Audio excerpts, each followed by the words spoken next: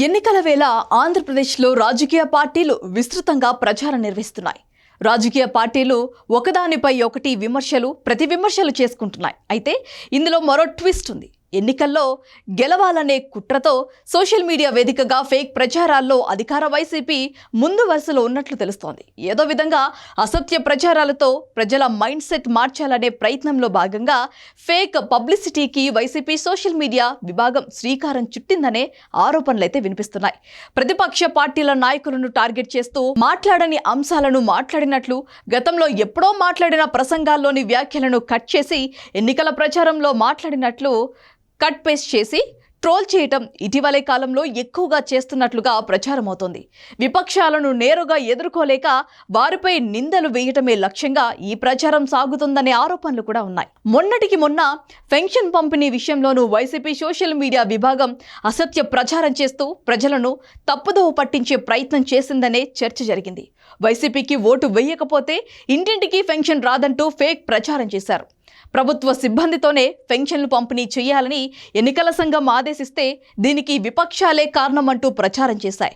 మరోవైపు వాలంటీర్ల వ్యవస్థను కొనసాగిస్తున్నామని టీడీపీ, జనసేన, బీజేపీ కూటమి ఎన్నికల ప్రచార సమయంలో చెప్పినా ఎన్డీఏ కూటమి వస్తే వాలంటీర్లను తీసేస్తారంటూ అసత్య ప్రచారానికి తెరలేపారు.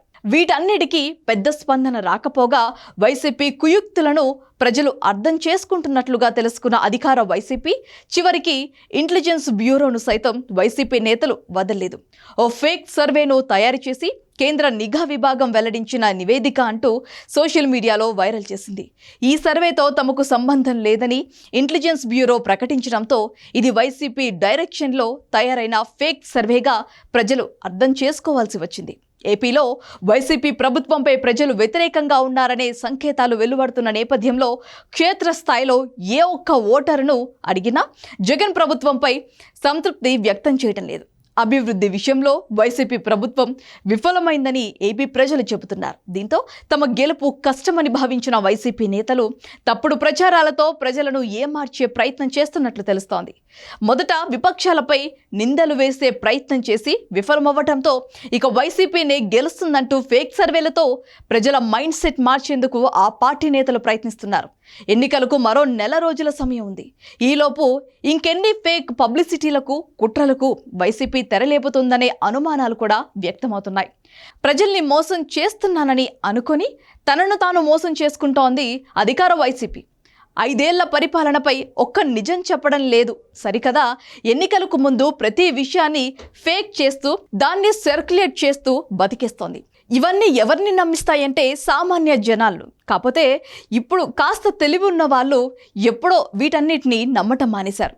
వైసీపీ కార్యకర్తలు కూడా నమ్ముతున్నారో లేదో తెలియదు. చూస్తే ఇట్టే ఫేక్ అని తెలిసిపోయేలా చేయటమే వారి స్టైల్గా మారింది. వైసీపీ ఓడిపోవటం ఖాయమని ప్రజల్లో అభిప్రాయం బలపడటంతో తాము పుంజుకున్నామని చెప్పుకోవటానికి సర్వశక్తులు ఓడుతున్నారు. అందుకోసం వారు పూర్తిగా ఫేక్ వార్తలే నమ్ముకుంటున్నారు.